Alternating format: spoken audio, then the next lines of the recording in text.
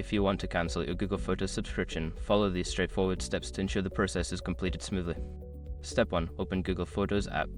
Launch the Google Photos app on your mobile device or visit the Google Photos website on your computer. Step 2. Access settings. In the app, tap on your profile picture or initials in the top right corner. On the website, click on the gear icon to access settings. Step 3. Manage subscription. Look for the option that says Photos Storage or Manage your subscription. Click on it to view your current subscription details. Step 4. Cancel subscription. Select the option to cancel your subscription.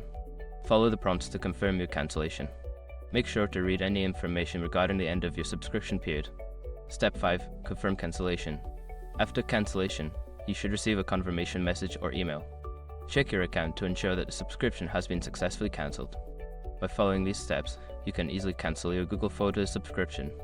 If you have any further questions, consider checking Google's support page for more assistance.